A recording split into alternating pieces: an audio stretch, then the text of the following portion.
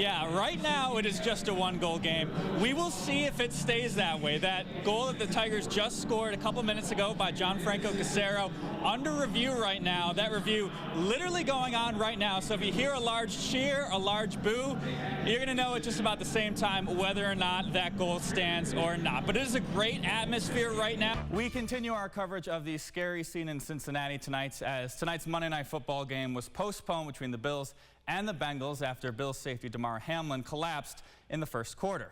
Yeah, that's right, John. It is the calm before the storm. Literally, they're currently testing out all the pregame animations and the cinematics before this game between these two fierce rivals who in the regular season were about as close as you could get. Now, Block's round could have fallen apart on his 14th hole today, hitting a shank off the tee that, as he said, nearly killed someone. But after salvaging a double bogey, he finished his round strong with 4 straight pars. Pluto, Ballard, and Corcoran all singled out the drive at 14 as the new shot they can't wait to see the pros hit.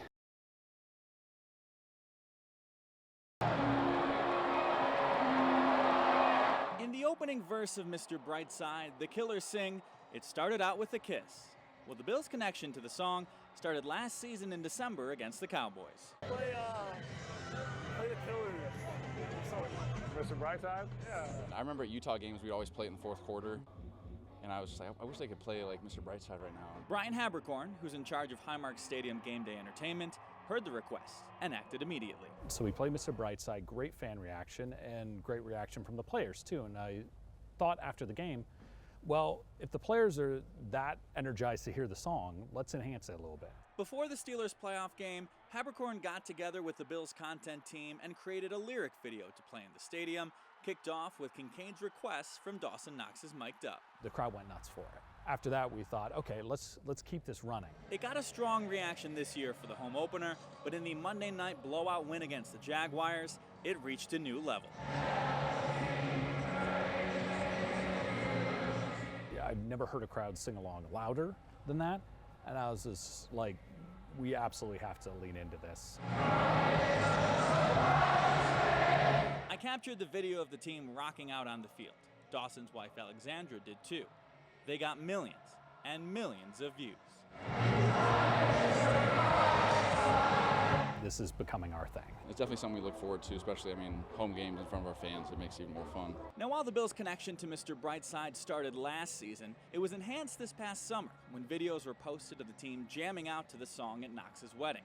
But that moment almost didn't happen. Dawson's wife didn't want it played, but Dawson was like, that's the only song I requested. They waited till the very last song of the night, but we were all there for it and had a good time. She was not a huge fan of the song just because she felt like it was overplayed. I would tell you, when that song came on, it was the highlight of our reception, I think, and she'll say the same. Now, Josh Allen doesn't get nearly as animated as some of his teammates when the song plays, but he certainly enjoys it, and he also likes the motivation it provides for his team. Our goal is to get to the fourth quarter and have Mr. Brightside be playing, and I know the fans love that, but that gives us such a little shot of energy. While only destiny will determine the lasting legacy of Mr. Brightside, the notion of creating a new tradition is special to all those involved.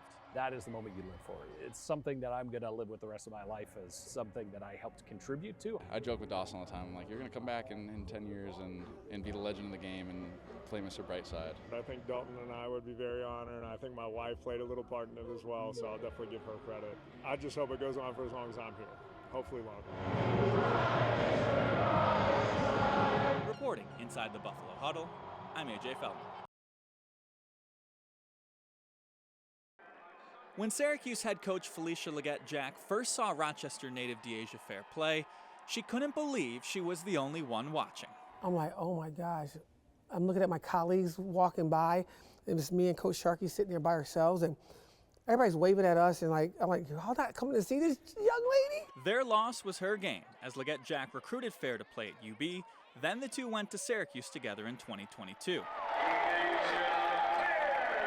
Now a 3,000-point scorer, Fair's proud to be seen as one of the most accomplished players Rochester has ever produced. It feels good to be writing my story into the history books of my city. It feels like a dream, a dream that you probably can never wake up from almost. Knowing that I am making history and have made history coming from Rochester will always be special. Leggett Jack likens Fair to a ballerina, a metaphor she's used with her players before. You watch them perform and you see their beauty and their grace. But if you look at their feet, you see the work they've gone through and the struggles they've had to endure, something Deasia is all too familiar with. From deaths in the family, from murders in her family, to not having her dad for 8 years in her life, to having her mom raise 4 children, all those things put together created this young lady's intensity of purpose. And it looks like it's like a graceful thing, and a little kid is out there flying around and nobody can stop her. You don't know her story. It has just made me, cherish a lot of things more and realize that not everything is promised and not everything is going to be given to you.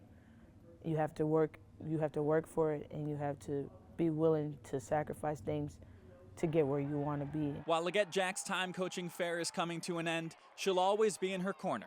Deasia calls Felicia her best friend, a friend who believed in her when no one else did. Reporting in Syracuse, AJ Feldman, News 8.